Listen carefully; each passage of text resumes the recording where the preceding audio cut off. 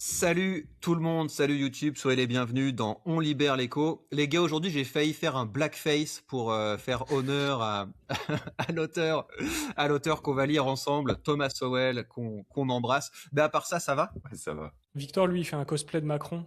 C'est C'est ça. c'est un autre délire. Très bien. Et c'est Moi un- je suis un vénère cos- les gars aujourd'hui. Je suis un peu énervé, il va falloir que je mette des grosses starts parce qu'il y a il y a des petites actus qui m'énervent et il y a des positionnements de gens qui se disent de droite sur ces actus qui m'énervent aussi. Donc il va falloir mettre quelques tatanes. Vous savez de quoi je parle? Pas Le problème, sûr. c'est que l'actu est tellement vaste et il y a tellement de conneries que c'est très dur de savoir. Ça peut être de tout. Ouais, non, celle-là, je trouve que c'est quand même Après, peut-être qu'on n'est pas d'accord, hein, je sais pas, on n'a pas débriefé avant, mais pour moi, c'est quand même vraiment un énorme délire qui craint. Je vais commencer par vous montrer un discours de Gabriel Attal. Vous l'aimez bien? Ouais, je l'adore. J'ai pas vu celui-là. Il est bien. En fait, honnêtement, hein, j'ai mis longtemps à avoir cette red pill, mais je crois que les macronistes, c'est le profil que je déteste le plus, en fait, tu vois? Parce que au début, tu vois, je me disais, mais la France insoumise, au moins, ils sont un peu cohérents, tu vois, dans leur délire. Mais les macronistes, tu sais, t'as l'impression qu'ils sont complètement vides. Et les gens autour de Macron, mais c'est un cauchemar, tu vois. Les Gabriel Attal, Valérie Hayé, enfin des gens, ils se présentent comme des libéraux, mais t'as pas plus gros dictateur que ces gens-là, en fait. Ils sont complètement liberticides, complètement cinglés, et il suffit de temps en temps de dire, oh regarde, j'ai la carte LGBT+, pour qu'on se dise, mais que c'est pas des espèces de gros fachos, mais c'est terrible. Terrible. Donc Ouais. la news qui m'énerve, c'est ça, c'est le fait que le gouvernement a passé en scred euh, une interdiction des réseaux sociaux aux moins de 15 ans. Et la conséquence de ça, c'est qu'à partir de septembre, tout le monde va devoir scanner sa carte d'identité pour aller sur Twitter, pour aller sur Facebook, pour aller sur TikTok, pour aller probablement sur YouTube. Et ça pose des énormes problèmes, quoi. Surtout quand tu regardes le contexte global dans lequel ça s'inscrit, avec l'Union européenne qui investit pour faire du data mining, pour faire du profilage de citoyens, avec le fait qu'ils investissent pour pouvoir péter les VPN, avec le fait qu'on se rapproche de l'euro numérique, je trouve qu'il y a un contexte qui est un peu craignos. Et le fait qu'on puisse relier nos opinions à une carte d'identité, c'est un peu emmerdant. Je pense qu'il y a de plus en plus de gens qui vont se censurer, qui vont avoir peur de dire ce qu'ils ont envie de dire. Et c'est pour moi un vrai problème. Et pourquoi je voulais vous montrer Gabriel Attal, c'est parce que je trouve sa rhétorique absolument insupportable. La fois où j'ai découvert que c'était un blaireau, je sais pas si vous avez marqué ça, mais c'était lors de la passation de pouvoir. Vous savez, quand il se fait tège après 6 mois au poste de Premier ministre, et il fait un discours d'une heure en mode voilà, j'ai fait ça, c'est sur votre bureau, monsieur le Premier ministre, c'est sur le. Et il y avait des gens qui étaient encore plus minables que lui, qui étaient limite en train de chialer, tu vois. Des gens qui vivaient leur meilleure vie, j'ai 25 ans et j'ai chopé un poste de directeur de cabinet. Enfin, vraiment une cour autour de lui qui était épouvantable. C'est Donc, la, je n'aime pas Gabriel Attal. c'est la fois où il avait fait un meeting là devant plein de gens là où il avait organisé ça. Ça c'est un autre truc parce il est assez grandiloquent, mais c'est vraiment la passation de pouvoir. Quand il s'est J'ai fait pas vu. tège après 6 mois, parce que Macron a dissous l'Assemblée et que c'est Michel Barnier qui a remplacé Gabriel Attal. Bref, on écoute un peu sa rhétorique. Le texte qui nous réunit ce soir ne concerne pas simplement des outils, les réseaux sociaux. En réalité, je crois qu'il nous interroge sur le modèle de société que nous voulons et que nous défendons. Est-ce qu'on veut une société de la violence, de la brutalité, du rapport de force permanent, du cyberharcèlement, une société qui dégrade la santé mentale de nos jeunes? Ou est-ce qu'on veut au contraire une société de fraternité, d'humanisme, où on accepte les différences et où on fait en permanence tout ce que nous pouvons pour protéger nos jeunes de toutes les influences et de toutes les instrumentalisations? Avec le groupe Ensemble pour la République, vous le savez, nous nous plaçons dans cette deuxième vision que je viens d'évoquer. Depuis plusieurs années, nous avons défendu un certain nombre de mesures, pris un certain nombre de mesures pour lutter contre le harcèlement à l'école, pour défendre les jeunes contre toutes les instrumentalisations, contre toutes les ingérences et plus largement pour essayer de construire une bulle de protection autour de notre jeunesse. Ce soir, l'Assemblée nationale s'apprête à franchir une étape absolument décisive dans ce combat pour la protection de nos jeunes avec cette interdiction des réseaux sociaux au moins de 15 ans. La France est pionnière dans l'Union européenne. La France est donc le premier pays qui, ce soir, je le crois, va adopter cette interdiction des réseaux sociaux au moins de 15 ans. Beaucoup de questions ont été posées, évidemment, autour de cette interdiction. Elles sont toutes légitimes.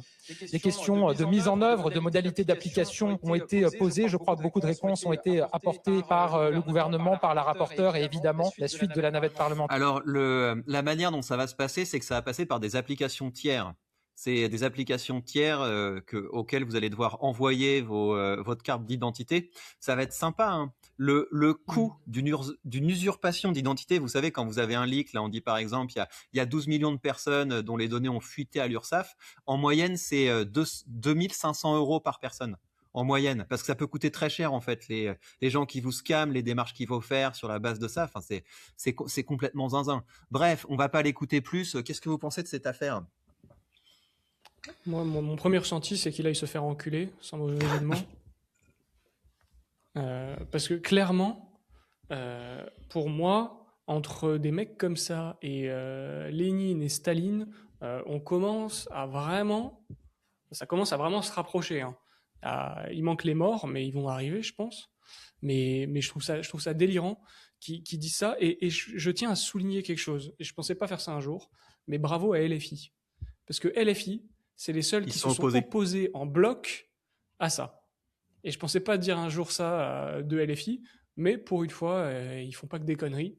Et sinon, je crois que c'est à l'unanimité, hein. Tout le monde a voté pour, donc les socialistes du RN, il y en a aucun qui s'y est opposé. Non, mais le drame de cette histoire, c'est que c'est 162 personnes. 162 personnes qui ont voté pour, qui font que l'ensemble de la population française va maintenant devoir scanner sa carte d'identité pour intervenir sur les réseaux sociaux. Et c'est Macron qui en a fait une priorité. C'est Macron qui a demandé à Attal de faire passer cette loi. Je pense vraiment, hein, je pense que la racine de ça, c'est qu'il en a ras le cul des fake news selon laquelle sa femme a une tub. Je pense vraiment que la base de sa démarche, c'est ça. C'est que il a commencé à se faire. Après, voilà, effectivement, tu as des ingérences pendant les élections. Je nie pas que tu as eu des tentatives de la Russie d'influencer les élections françaises pour porter le RN, pas de problème. Mais de là à faire ça, mais respectez-vous, quoi. Si vous êtes des pines en cybersécurité, c'est pas de la faute des Français. Et donc, je pense vraiment qu'il a une revanche personnelle à prendre là-dessus. Et moi, ce qui me cringe, c'est quand Attal dit nos jeunes, mais touche pas, quoi. Touche pas à nos jeunes, espèce de gros bâtard. Et je pense qu'il y a un truc où les gens sans enfants, ils fantasment ce que c'est que la jeunesse. Et ils ont besoin d'une jeunesse un petit peu d'État, quoi, où l'État se substitue complètement à l'autorité parentale et on va façonner un homme nouveau comme ça selon leur délire progressiste. Mais c'est c'est fou. Et il y a beaucoup de gens qui se positionnent dans ce débat, qui sont des petits influenceurs de droite, qui n'ont pas d'enfants. Mais les gars, c'est vous l'autorité paternelle. C'est pas l'État. Ça m'énerve. C'est vrai qu'en plus, il emploie le terme il faut qu'on les protège dans une bulle. Venant en plus de là, Attal et Macron, bon voilà, il y a quand même je crois que Attal l'avait dit, mais les gays, Macron, bon, tout le monde le sait un peu. Des gens qui n'ont pas d'enfants, qui nous disent comment on doit les éduquer et qui veulent les protéger dans leur bulle. Ça pue et c'est vrai que s'ils avaient fait, je sais pas, un référendum pour demander la question, mais je pense que 95% de la population s'y serait opposée. Et aujourd'hui, les gens. Méfie-toi. Je pense qu'il y aurait une bonne tripotée de fils de pute de boomers qui diraient oui, mais pour protéger les enfants, les réseaux sociaux, c'est dangereux. Et tu aurais un 35%, 40% même, qui serait pour. Et ce serait terrorisant. Je suis sûr qu'on c'est vrai, vu le contrôle médiatique qu'il y a, ils peuvent faire passer tout ce qu'ils veulent, donc c'est toujours assez flippant. C'est ça, parce que tu fais précéder le référendum de quelques vidéos cringe de mecs qui se font harceler, des trucs un peu horribles. Tu fais passer sur France Télé à l'heure où les boomers regardez, c'est dangereux, machin. C'est bon, t'as 60% t'as 50% de la population qui est capable de dire finalement c'est peut-être pas une mauvaise idée. Je suis sûr et certain. Non, mais je pense que c'est délirant, hein, parce que TikTok, ça rend les jeunes cons. Tu vois, c'est ça le délire. C'est ça l'argumentation. C'est TikTok, ça les rend cons. Il faut les couper des écrans. Et donc, encore une fois, le fait que vous ayez le con de base qui croit à ça, mais que vous ayez des influenceurs de droite qui rejoignent ça, mais je trouve ça hyper angoissant. Commencez par vous demander si c'est pas le socialisme qui cause ça. Et dans le bouquin de Thomas Sowell, il y a quelque chose qui est assez intéressant, c'est il explique que les enfants de parents actifs entendent 3 fois plus de mots par jour que les enfants de parents qui touchent des aides sociales. Donc peut-être qu'il y a quand même, si tu veux te demander pourquoi le niveau des gens baisse, regarde du côté de l'augmentation des subventions. C'est ça pour moi la variable qui fait que les gens sont de plus en plus cons. Et il y a un autre truc qui est très intéressant dans le livre de Thomas Sowell, c'est il explique la manière dont ça a marché l'éducation sexuelle aux enfants. Tu vois, il y a plein de droitards qui disent je veux pas qu'on pousse l'agenda Q+, je sais pas quoi, LGBT à mes enfants. C'est exactement le même truc. On commence en disant il y a une crise. En l'occurrence, c'est regardez, il y a une crise de grossesse précoce et il y a une crise de maladies sexuellement transmissibles. Donc il faut instaurer l'éducation sexuelle à l'école. Thomas Sowell dit que quand ils ont instauré l'éducation sexuelle à l'école, les taux de contamination commençaient à baisser. En d'autres termes, quand tu as une crise, en général, le marché, enfin les gens sont capables de s'adapter et de régler ça. Mais ce qui est marrant, c'est qu'il montre aussi que les grossesses précoces ont stagné après la mise en place de ces cours d'éducation sexuelle. Et par contre, les maladies sexuellement transmissibles ont explosé. Et quand tu écoutes ça, tu te dis mais c'est bizarre. Mais en fait, la raison c'est quoi? C'est que quand l'école s'immisce dans l'éducation, ça casse l'autorité parentale. Ça casse la capacité des familles à inculquer de bonnes valeurs. Et donc ils nous font exactement ça là aujourd'hui. Il y a une crise et ils l'ont sorti de leur cul cette crise. C'est c'est la priorité. Au secours, il y a une épidémie. Il faut absolument arrêter la capacité des jeunes à aller sur les réseaux sociaux. Et ils te sortent des études. Tu vois, parce que regarde, vous connaissez Eugénie Bastier ou pas? Ouais, j'ai vu son post. Et je voulais juste rebondir sur un point de Sowell. C'est que Sowell, justement, et il va plus loin dans ce raisonnement, et il dit même, la thèse de Sowell, c'est que le socialisme, c'est de la merde. Et il démontre que toutes les mesures qui sont prises sont à chier. Mais il dit, on pourrait quand même partir du postulat que, allez, il faut prendre des mesures. Et ce sur quoi il insiste, c'est qu'en effet, il n'y a aucun feedback du réel qui est pris, parce que, à la limite, on met une mesure, comme en entreprise, on met en face ce que les connards de managers appellent des KPI, et on se dit, ok, si ces mesures s'améliorent, c'est que notre mesure, elle marche. En l'occurrence, comme tu l'as dit, elles ne s'améliorent pas. Retirez-les, arrêtez. Et eux, ça va toujours être la fuite en avant de, ah mais on n'en a pas fait assez. C'est ça qui est horrible, c'est que non seulement tu fais de la merde, mais en plus tu prends pas le feedback. Et je trouve ça fou. Et oui, j'ai vu cette espèce de collabo là. C'est gravissime. C'est des influenceurs de droite, tu vois, mais c'est là que tu vois que les identitaires, c'est des collectivistes en fait. C'est des collectivistes et dès qu'on leur dit autorité, ils pensent que l'autorité doit venir de l'État parce que au fond d'eux, c'est des fiottes. Ils ont pas confiance en ce qu'est un homme et quand t'es un homme, tu sais d'où vient l'autorité, elle vient de toi. C'est pas Gabriel Attal qui va être l'autorité dans mon foyer. Enfin, au bout d'un moment, faut redescendre un petit peu. Et donc, on voit également le processus de fiat science. Vous voyez, des études ad hoc qui peuvent balancer comme ça. Rappelons d'abord quelle est l'urgence à répondre à ce texte. La mise en péril du cerveau de nos jeunes par des applications dont l'objectif premier est de créer une dépendance qui ont des conséquences sociales et sanitaires dramatiques. Les travaux du journaliste américain Jonathan Haidt, c'est un bon gauchiste que je connais bien. Génération anxieuse l'ont montré à partir de 2010 et de la généralisation des réseaux sociaux, quelque chose a changé dans la santé mentale des jeunes. Les troubles anxieux et dépressifs ont explosé, 145% de cas, blablabla. Donc voilà, t'as un mec qui a fait une étude. On s'est pas du tout intéressé pour savoir s'il y avait peut-être d'autres variables qui pouvaient expliquer ça. Enfin, je sais pas, tu vois, quand tu vis dans un pays qui se socialise, pourquoi est-ce que tu as besoin de surconsommer du réseau social? Peut-être que parce que l'école te donne pas assez la possibilité d'avoir envie de créer des trucs, d'entreprendre. Peut-être parce que le socialisme bouge ton horizon. Enfin, faut pas confondre les effets et les causes, quoi. J'avais un autre point, mais pour revenir sur ce que tu disais et le fait qu'à chaque fois qu'il y a une mesure comme ça qui est amenée sur le devant de la scène puis qui est implémentée, tu disais ça réduit l'autorité parentale. Et ce qui est terrible, c'est qu'en fait, c'est une pente qui est super glissante parce qu'elle s'arrête jamais. Parce qu'une fois qu'en plus tu commences à briser l'autorité parentale, et nous on le fait depuis, je sais pas, au moins 200 ans, allez, on va dire la Révolution française et le fait d'avoir voulu homogénéiser un peu la population française, et comme on l'avait mentionné avec l'éducation gratuite et obligatoire, au fur et à mesure, voilà, on a créé ce début de bulle. Tu as brisé la relation entre les enfants et les parents, et donc à chaque fois qu'il y a un problème dans la société, maintenant la seule solution envisageable, c'est un peu plus d'État, parce que de toute manière, on se dit le parent n'est pas capable. Et on l'a juste perdu de vue, et c'est inenvisageable pour la plupart des gens en France. Et, en fait, je vois très peu de moyens de revenir en arrière de ça, à part d'aller au bout. La Où il solution faut finale, vraiment. c'est ça? Comment? C'est ça. Mais La non, mais solution tu vois, finale. c'est ça. Non, mais ce que je voulais dire, c'est ça rejoint ce que tu dis, mais on m'avance comme argument, mais dans ce cas-là, si tu es libéral, pourquoi est-ce qu'on n'autorise pas les enfants à coucher avec les adultes? Pourquoi est-ce qu'on n'autorise pas les gens qui ont 10 ans à conduire une voiture ou à se shooter avec de la drogue? Mais c'est qu'il y a quand même une différence. Faire du sexe avec un enfant, ça fait du mal, ça commet des dommages irréparables. L'alcool ou un accident de voiture, ça fait du mal, ça commet des dommages irréparables. Là, on parle d'un outil. Et c'est là que l'éducation est importante.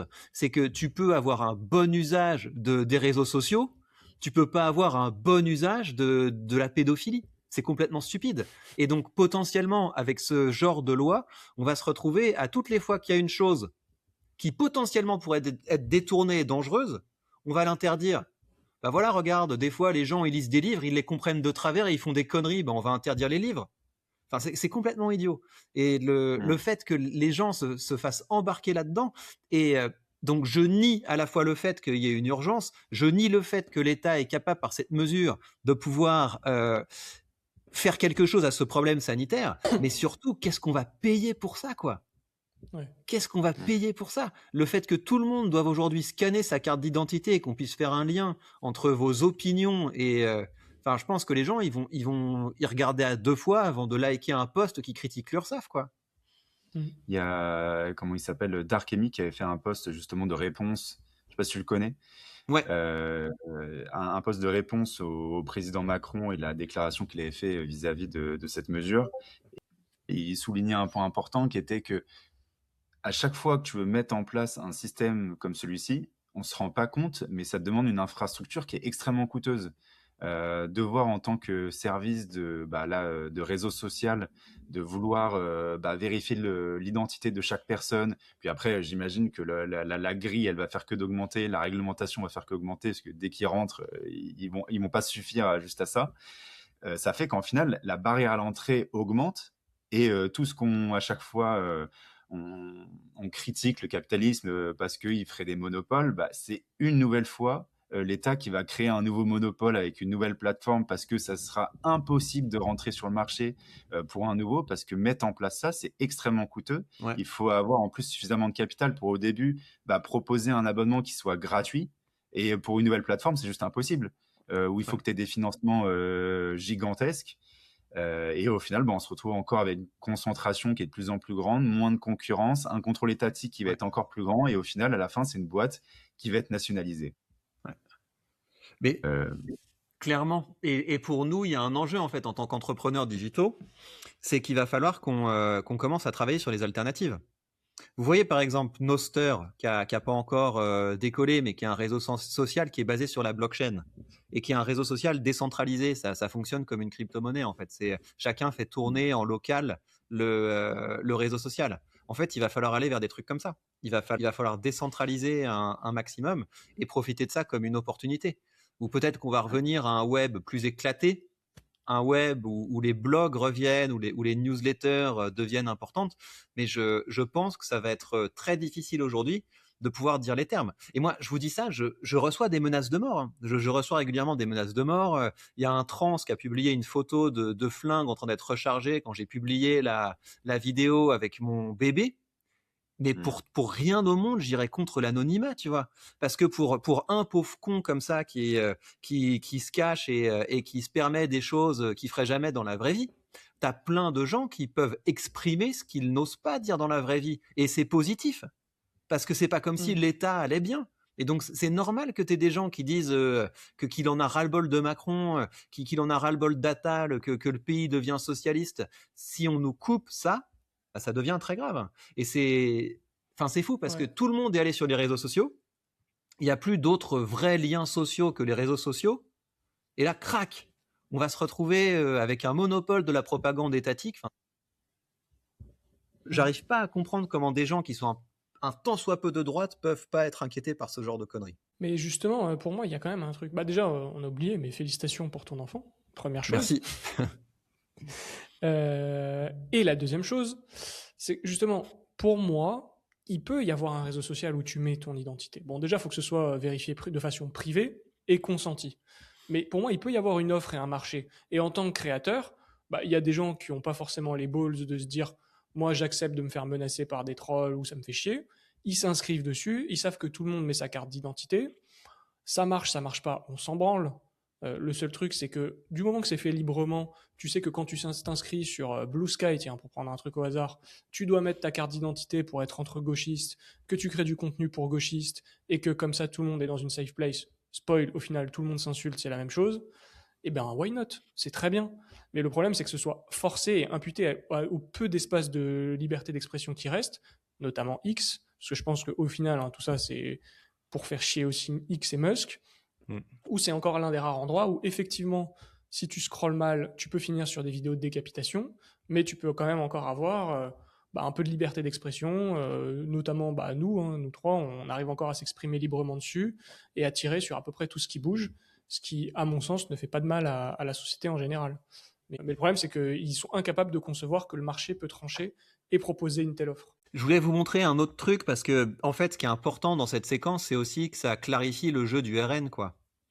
Ça clarifie le jeu du RN, bim. Voilà. Donc, on a la réaction de Jean-Philippe Tanguy par rapport à cette histoire. Est-ce que ces craintes vous semblent légitimes ou est-ce que finalement cette loi vous semble globalement positive? Alors, merci pour votre question parce qu'effectivement, il y a beaucoup de craintes sur cette loi. La loi elle-même ne contient pas les périls et les menaces que vous dénoncez à juste titre, en tout cas que vous suspectez.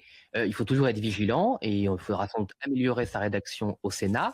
Mais la loi elle-même ne contient uniquement que l'interdiction de principe des réseaux sociaux aux moins de 15 ans en dehors, en gros, de Wikipédia. Bon. Et ça, c'est quand même important parce qu'aujourd'hui, nos jeunes sont dans un manque d'attention totale. Leur temps de cerveau est complètement absorbé par ces réseaux qui monétisent, qui commercialisent, qui réifient l'esprit de nos jeunes. J'ai déjà envie de lui mettre 4 kicks sautés, quoi. Et arrête de parler des vannes avant Philippe aussi. Bordel, tu vas pas nous la faire, quoi. Arrête de faire genre. Il y a un truc que j'avais pas percuté, mais là, les réseaux sociaux, c'est quoi la limite d'un réseau social? Je veux dire, quand tu vas sur Teams et il y a un fil avec les différentes personnes de ton école, c'est un réseau social aussi? Il faut légiférer là-dessus. Et puis même non, YouTube, mais c'est la fin de l'anonymat du web. Et c'est ça le projet, tu vois. C'est ça leur putain de projet. C'est carte d'identité pour tout le temps. C'est voilà, France Connect pour. À mon avis, le plus simple, c'est de le mettre quand tu lances un navigateur, quoi. Tu lances Chrome, tu lances Firefox, petit contrôle d'identité à l'entrée, et puis à la fin, t'as des points. On te dit voilà, t'es allé sur les bons sites, tu marques des points. Les autres sites, c'est moins bien. Et puis après, quand tu veux acheter un billet d'avion avec ton portefeuille d'euros numériques, on me dit je suis désolé, ton score citoyen fait que c'est quand même mieux que tu restes à l'intérieur de France, quoi. On va vraiment là, quoi. C'est fou. Parce que même je sais pas, tu vas jouer à la console, tu vas sur un Call of Duty ou je sais pas quoi, on peut quasiment considérer ça comme un réseau social. Ouais. Et ce qui est marrant, c'est qu'au final, c'est vraiment la thèse un peu complotiste, mais c'est toujours incrémental et c'est toujours en agitant le pire, la chose, on va dire, sur laquelle tout le monde est d'accord que tu démarres. Et la chose où, au final, ils ont réussi à créer une conscience collective, comme ils aiment dire, et un avis vraiment où tout le monde était d'accord, c'est sur le porno, au final. Ils sont rentrés avec ça, ils ont dit, voilà, maintenant le porno, c'est simple, il faut la carte d'identité. tout le monde était un peu mou et osait pas dire grand-chose. Et maintenant, ces réseaux sociaux, après, ça va être tout. Et comme tu dis, tu vas ouvrir un navigateur, il y aura la carte d'identité. Mais franchement, hein, moi, je vous le dis, je me suis fait avoir par le Covid. Tu vois, moi, en tant que j'avais une petite fille, j'avais ma femme enceinte. Moi, j'ai eu peur du virus. Et je me suis dit bon, bah on fait gaffe, on sort pas, on fait attention à ça. Peut-être que le gouvernement veut nous protéger. Et en fait, après quand j'ai vu la douille que c'était, mais je me suis dit mais plus jamais en fait. Et c'est plus jamais on va m'entuber avec des trucs comme ça. Et que t'aies des gens en plus des gens qui étaient critiques par rapport au Covid, ils voient ça et ils se disent non là ça va, c'est une bonne idée, ça va bien se passer. Mais c'est complètement fou. Et ce que tu dis sur le fait que ça arrive par étape, mais moi c'est là que je deviens complotiste en fait. C'est que j'ai vraiment du mal à croire qu'il y a un plan. Parce que c'est pas comme s'ils étaient intelligents. Si tu veux, pour avoir un grand plan, faut quand même être hyper intelligent. Mais j'ai l'impression que, je sais pas, volonté individuelle à la con par volonté individuelle à la con, et avec la Commission européenne qui fait des livres blancs pour chapeauter le tout, ils arrivent quand même à mettre au fur et à mesure un plan, avec à chaque fois le choc. Attention, il y a une crise sanitaire du risque pour les jeunes des réseaux sociaux, et tout le monde se dit que c'est une priorité, quoi. Tout le monde se dit que c'est la priorité absolue, et ouais, d'accord, on va faire le contrôle de toutes les cartes d'identité, c'est une bonne idée. Et si l'année dernière, on nous avait dit ça, l'année dernière, on te dit, mais maintenant, tu vas devoir scanner ta carte d'identité pour aller faire des commentaires sur les réseaux sociaux. T'aurais dit, ouais, non, ça va un peu trop loin. Mais ça va à une vitesse, j'ai l'impression, c'est fou. Mais moi, je pense qu'au final, ça peut pas durer, en fait. Le problème, c'est que c'est tellement pas normal, naturel, que ça va exploser. Et tu parlais du Covid. Moi aussi, j'ai un mea culpa à faire là-dessus. On avait une autre chaîne YouTube avant qui était quand même pas mal suivie. Et je me suis surpris à dire en 2019, en fin de vidéo, restez chez vous. Comme un énorme cuck. Tout le monde a pu se faire avoir. Mais par contre, ce que je pense, c'est qu'ils créent progressivement des monstres comme nous, qui sont hermétiques à tout discours. Et plus ça va, plus ils passent des mesures comme ça. Bon, le Covid, c'était vraiment colossal, mais ça a créé une armée de fous. Là, pareil. Et en fait, plus ça va aller, plus en fait, en face, ça va creuser un fossé entre les gens lobotomisés, c'est-à-dire les gens qui se disent ah oui, faut mettre ma carte d'identité avant de me branler, et les gens comme nous qui sont de l'autre côté et qui se disent bah en fait là on est complètement en train de me la mettre à l'envers, et il y a un moment où le truc va s'effondrer, où ça va finir en guerre civile. Ça peut pas, en fait, le système est trop instable. Il y a un moment, en fait, pour moi, ça va clasher, et ces gens-là, déjà, je trouve que le fait qu'ils arrivent encore à trouver des relais, je trouve que c'est assez fort de leur part, parce que ça peut pas durer. Je suis pas si sûr que ça soit si instable et que ça puisse pas ne pas continuer encore très longtemps, tu vois. Parce que en plus, quand tu commences à avoir le monopole sur l'information, comme ils sont en train d'essayer de l'avoir, tu peux créer des news et des informations qui vérifient, qui consolident. Bordel. De Ça, la science qui valide. Qui affirme ce que tu es en train de dire, tu vois. Genre demain, ils vont créer une histoire qui vont t'expliquer que il y a une petite fille de 10 ans qui s'est fait complètement lyncher, violer par toute la classe à cause des réseaux sociaux, tu vois. Il va y avoir une histoire comme ça. Et puis après, il y en aura une autre. Et puis en fait, à chaque fois, ils avancent comme ça et tu crées un sentiment tellement violent chez les gens qui sont obligés de rentrer dans une des cases et dans un des camps. Et tu peux pas dire, ah mais non, mais moi je suis pour la liberté d'expression. Et au final, ils te disent, ah mais d'accord, ok, t'es pour la liberté d'expression, mais donc tu soutiens là ce qui vient de se passer qui était atroce. Et c'est tout le temps comme ça. Et c'est super dur, je pense. Arrête d'essayer de flinguer mon optimisme. Non, mais vous savez, nous, on est des gens, on est des gens qu'on peut pas arnaquer avec la tolérance et l'ouverture. Mais il y a des gens qui pensent que l'ouverture, c'est une bonne chose. Et moi, je peux te créer une étude selon laquelle si tu te mets un plug dans le fion 3 heures par jour, ça augmente ton ouverture et ta tolérance à l'inclusivité. Et moi, je pense qu'il y a une urgence, tu vois. Il y a une urgence absolue pour qu'on ait une société plus ouverte et plus inclusive. Donc, je pense qu'il faut imposer ce plug. Mais pour être sûr que ce plug, tu vois, les gens l'utilisent bien, moi, je pense qu'il faut filmer et que Attal puisse regarder les insertions de plug pour contrôler si tout se passe bien. Et qu'il soit connecté aussi. Mais oui, connecté. Qu'il y ait un petit émetteur dedans qui puisse se connecter sur France Connect pour qu'il traque le moment où il est dedans. Avec une c'est ça. Vérifier. Puis pour créer des vibrations collectives, tu sais, pour que notre humanité puisse résonner en même temps, tu vois. Together. C'est vachement bien. On est bien parti, les gars. On est très bien parti. Est-ce que vous avez des news, vous? Bah, il y a quand même une bonne nouvelle par rapport à cette interdiction. C'est que ce petit bonhomme, normalement, il aurait pas eu le droit d'avoir les réseaux sociaux.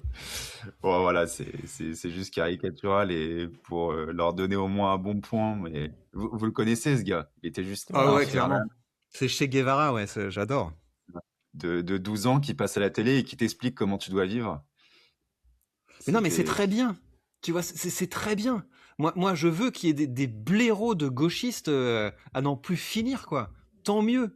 C'est, quand t'es libéral, t'es content de voir à quel point ils sont cons et de voir un petit bourgeois qui répète la propagande de papa et maman fonctionnaires. Enfin, c'est génial. J'en veux plus. Ça permet de sonder le réel. Mais là, on essaie de nous couper du réel, qu'on puisse plus prendre les signaux et c'est gravissime.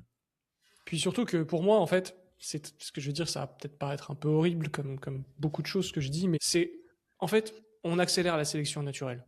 Les réseaux sociaux, pour moi, c'est des accélérateurs. Et en fait, le problème, c'est que si justement l'État vient materner comme ça, parce que effectivement, hein, on peut se placer d'un point de vue purement utilitariste et dire effectivement, les réseaux sociaux, à partir de 5 ans, scroller des culs sur TikTok, c'est pas ouf. On peut tous s'accorder là-dessus.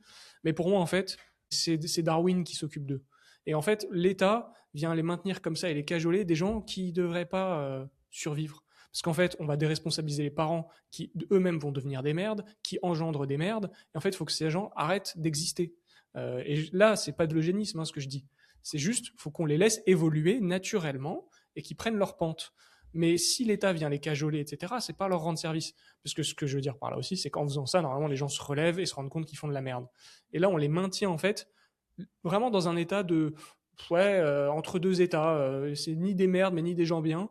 Et comme ça, ils vont passer toute leur vie. Ils auront voté, ils auront donné 60% de tout ce qu'ils gagnent toute leur vie. Et bah, à la fin, on pourra les mettre à la poubelle. Et je trouve que c'est vraiment ça là où c'est horrible, en fait. Après ça, c'est de plus en plus une minorité. Hein. Les gens qui donnent 60%, au final, on en parle beaucoup. Mais aujourd'hui, on a surtout des gens qui sont nés de bénéficiaires. Hein. Tous les fonctionnaires, au final, comme on en parlait, ils ne payent pas d'impôts. Demain, s'il n'y a plus d'impôts, il n'y a plus de salaire. Et donc, eux, ils réagiront moins vite. Oui, effectivement. Moi, si vous voulez, j'ai une petite news. C'est la vidéo de Sarah Knafo. J'ai envie de en fait, aujourd'hui, on va tirer sur la droite. Et autant j'aime beaucoup la dame, autant là, elle aurait peut-être dû s'abstenir. Est-ce que vous voyez bien mon écran? Vas-y. Tant de femmes ont peur de sortir le soir, aujourd'hui, en plein cœur de Paris. Ce n'est pas une fiction. C'est la réalité que vivent des milliers de Parisiennes chaque soir dans notre ville. Alors j'ai imaginé une solution. Équiper les réverbères de Paris de capteurs dotés d'intelligence artificielle, entraînés des millions de fois pour reconnaître les bruits d'une agression, le cri d'une femme ou le bruit d'un verre sur une voiture. Dès qu'un de ces sons est détecté, la lumière du réverbère est soudain projetée sur l'agresseur. Des études le prouvent, la lumière est ce qui fait le plus fuir les agresseurs. Au même instant, la patrouille la plus proche est alertée. Avec moi, la ville lumière vous protège. Je suis désolé, mais j'ai rarement vu un truc aussi cringe. Là, Sarah, tu déconnes. En fait, il y a un point, c'est que tu peux faire une corrélation entre l'augmentation des caméras et des moyens de surveillance et l'augmentation du crime. Tu vois, c'est ça qui est gênant. C'est que on est dans des villes avec de plus en plus de caméras. Mais en général, les caméras, elles sont pas utilisées pour empêcher les crimes. Elles sont utilisées pour emmerder les gens qui payent des impôts, tu vois. Ceux qu'on essaie de choper, c'est les gens qui peuvent payer l'amende. Donc j'ai du mal à croire à ce truc-là. Et je pense que c'est un investissement délirant. Et je pense que ça va plus casser les pieds des gens qu'autre chose. Parce que, moi, il y aurait un réverbère comme ça. Je passerais mon temps à gueuler comme un singe devant les réverbères. Tu vois, quand t'as 15-16 ans, que tu te balades dans Paris et que tu te bourres la gueule, t'as envie de faire des conneries. Donc évidemment que c'est absolument impraticable cette mesure. Et le fait qu'elle tombe là-dedans alors qu'elle est si rigoureuse sur d'autres trucs, c'est un peu gênant. Sans parler que philosophiquement, ça me paraît pas génial, la société de la surveillance totale. Ça me fait penser à un truc, mais on dit souvent l'impôt, la redistribution empêche la vraie solidarité d'émerger. Mais je me demande si d'une certaine manière, ce type de mesure, quand tu automatises systématiquement le traquage de ta population et l'intervention comme ça, si demain je suis à ma terrasse et que je vois une fille qui est en train de se faire emmerder, il y a un problème, je lui dis de toute façon il y a la caméra, je vais me recoucher. Et tu crées encore plus de distance entre les gens. Puis moi, je Sans pense doute. que pour créer plus de proximité, il faut juste arrêter de légiférer sur le port d'armes aussi strictement qu'on le fait, permettre aux femmes d'avoir un 9 mm dans leur sac, le mec il arrive, une balle dans les genoux, et puis on n'en parle plus. Ça va beaucoup plus Ça vite. règle pas mal de problèmes, ouais. Et ça règle beaucoup de problèmes. Et en plus, je dis ça, mais la réalité, c'est que ça aligne les incentives dans le sens où le port d'armes, c'est pas tant pour l'utiliser, c'est juste que tu crées un rapport de force bien différent, parce qu'aujourd'hui, le port d'armes, il est autorisé pour les criminels, parce qu'ils en ont rien à foutre.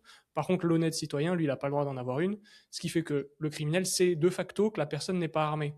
Et en plus, en France, aujourd'hui, tu n'as même pas d'avoir une gazeuse, donc c'est vraiment un enfer. Ce qui fait que tu as une incentive folle à venir arracher le sac d'une vieille, qui va trébucher, qui va se prendre le coin du trottoir, et qui va jamais s'en sortir. Alors que si la vieille, elle n'a pas un 9 mm, peut-être que le monsieur qui passe dans la rue en face, qui a un énorme cuck, parce qu'en temps normal, il l'aurait jamais aidé, le fait qu'il soit armé, ça peut au moins de menacer la personne et d'éviter ce genre d'incident. Et tu crées une société beaucoup plus apaisée. Donc moi, je trouve que c'est un délire qu'elle ait présenté ça. Franchement, je suis de tout cœur avec elle sur énormément de choses. Je la trouve très intelligente. Et je voyais des mecs dans les commentaires qui disaient oui, mais pourquoi on mettrait pas aussi des calaches sur les réverbères qui tirent automatiquement en fait. Dès que le mec fait un truc, comme ça, on le dégomme dans la rue. Mais en fait, c'est ça. Tu peux aller jusque-là, pourquoi pas. Et je trouve ça vraiment d'une débilité profonde. Et l'invocation de la science à la fin, c'est là où ça me fait un peu peur. C'est oui, on sait que la lumière, machin. Non, mais c'est quoi ces conneries? Le mec, c'est pas parce qu'il y a un réverbère qui va s'allumer que. T'as des trucs, c'est vraiment des moyennes. T'as des trucs, effectivement, les villes écolos qui diminuent l'éclairage urbain. T'as quand même des augmentations des crimes, ruelles sombres, ce genre de trucs. C'est pas complètement con, mais le réverbère qui d'un coup bim se braque vers toi, et puis enfin non, ça. Non, ça et puis coûte un pourquoi bras. on ferait pas aussi, tu sais, comme dans Batman, ça projette dans le ciel comme ça des trucs, et comme ça indique aux super-héros de la ville de venir. Bah c'est bien. On pourrait Où imaginer il se met ça. à parler. Tu sais, le réverbère, il se met à parler et puis il fait de la gestion de conflit. Il dit non, lâche-la, parle-lui. Non, mais et puis attends, imaginez le coût de ça, parce que le coût, c'est qu'il va falloir entraîner une IA, donc il va falloir faire appel à une boîte privée qui va se gaver parce que c'est du public. Il va falloir installer ça sur tous les réverbères de Paris. On se rend pas compte, une caméra comme ça, avec de l'IA qui tourne, ensuite avec des espèces de projecteurs, le coût il est délirant, là on est sur des milliards. Déjà que l'URSSAF revendait nos données pour aller nous cambrioler et nous couper les doigts, mais là demain ils vont avoir la position de chacune des personnes en temps réel avec une IA qui reconnaît ta tête, parce qu'après c'est le crédit social, au final tu as juste à ajouter ça, et là on est en Chine. Ouais. J'ai une petite dernière news, si ça vous intéresse, qui fait écho à ce qui s'était passé au Minnesota. Je sais pas si vous l'aviez vu là. Ouais, j'aime assez bien moi. Les Somaliens sont sympas. Elle est très très marrante. Bon, c'est en anglais par contre, mais sincèrement, c'est de l'anglais qui est très abordable. So I'm Somali. I'm proud to be Somali.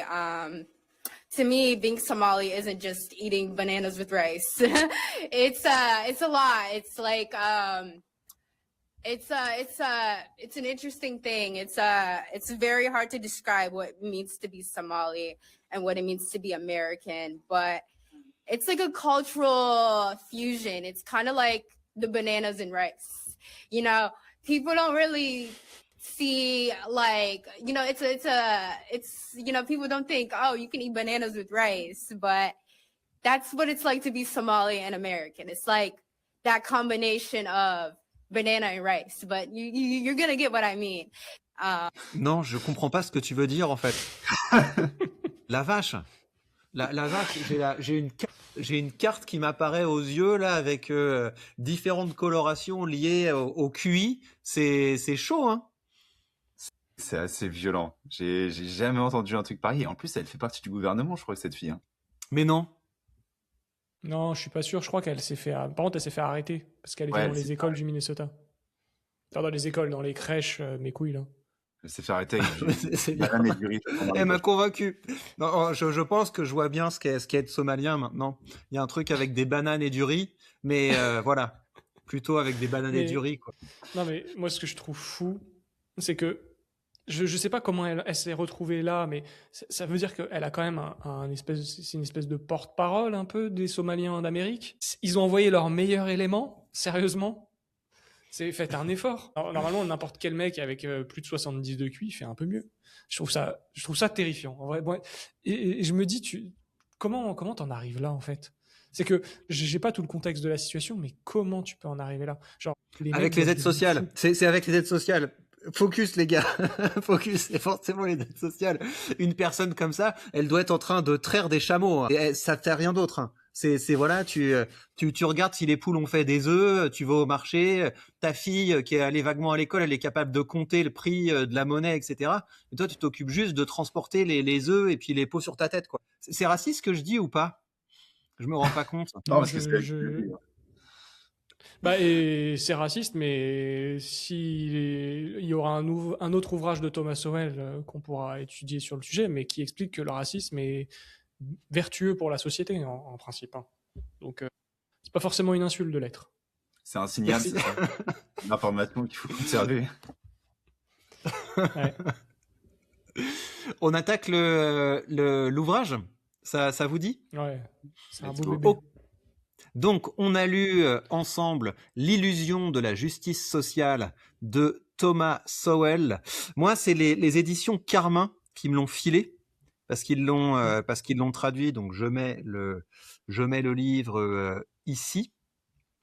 Que je dise pas de bêtises, hein, c'est bien eux qui me l'ont. Oui, c'est ça. Oui, C'est c'est eux. Et derrière, c'est le mec de la chaîne Mos Majorum, pour ceux qui ont déjà vu, Ouais, qui sont très bien. les gigachads très très bons. Alors, je vais mettre le sommaire. Donc, c'est un ouvrage avec 5 chapitres. C'est très bien parce que Thomas Sowell, il est à la fois costaud sur le côté théorique. Donc, on est en terrain connu. Si on a lu un petit peu Hayek et on vous a présenté le bouquin de Hayek sur cette chaîne. Mais ce qui est marrant, c'est qu'il a plein d'exemples qui sont assez sympas et qui sont assez parlants pour illustrer son récit. Ça veut dire qu'on peut lire ça et avoir plein d'arguments sympas contre les gauchistes. Donc j'ai bonne lecture que j'ai appréciée. C'est pas un bouquin qui est énorme en plus, mais c'est rigoureux, bien renseigné. Et ce que je vous propose, c'est de commencer à chaque fois par un petit résumé de chaque chapitre. Et après, on en discute. Allez. Donc, alors la première illusion, c'est l'illusion de l'égalité des chances. Et donc, je pense que le point qui est très important, c'est que il ne faut pas identifier inégalité et injustice. Pour moi, c'est le cœur de ce chapitre, c'est que les gauchistes voient des inégalités et ils se disent c'est la preuve qu'il y a une injustice. Et ce que Thomas Sowell dit, c'est qu'il y a la plupart des inégalités qui s'expliquent pas parce que la société a mieux traité certaines personnes par rapport à d'autres personnes.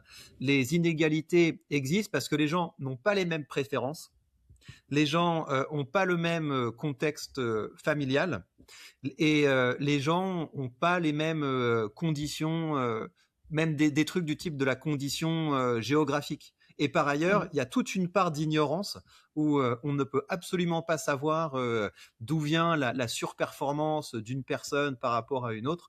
Et surtout, il ne faut pas négliger le fait qu'il y a du travail, des bonnes valeurs, de l'implication qui peuvent expliquer des performances très différentes. Et donc, si tu arrives dans une société et tu dis je vais essayer de corriger les inégalités parce que les inégalités sont injustes, bah en fait, tu essaies de forcer des gens dans des positions qui sont pas forcément les leurs.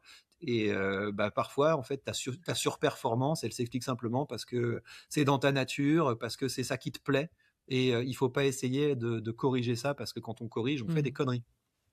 Mais justement, moi, il y a un truc que j'aime beaucoup avec Sorel, c'est qu'il remonte un peu dans l'histoire, et vraiment, c'est une annihilation du progressisme sur 150 ans.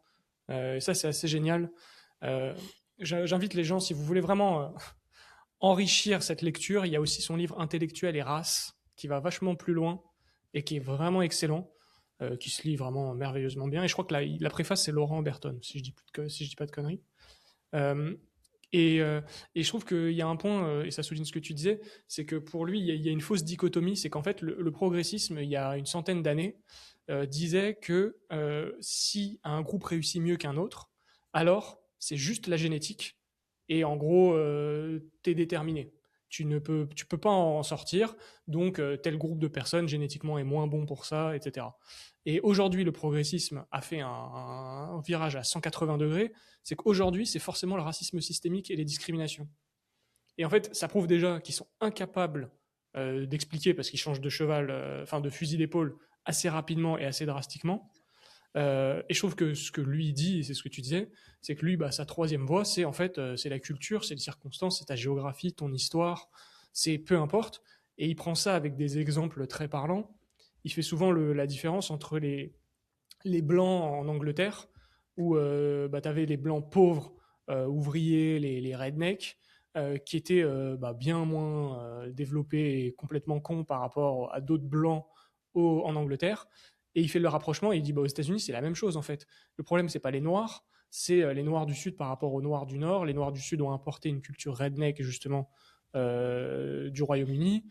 Et en fait, c'est pas le simple fait qu'ils soient noirs, c'est juste des questions de culture, de valeurs de merde, du fait que c'est des familles monoparentales, ça, je pense qu'on en reparlera, du fait d'une criminalité élevée, etc., qui fait que. Mais en fait, un noir du Nord, en fait, il peut réussir aussi bien qu'un blanc. Waouh. Hmm. Ce que je trouve intéressant avec Thomas Sowell, surtout dans ce livre et dès la première partie, c'est que il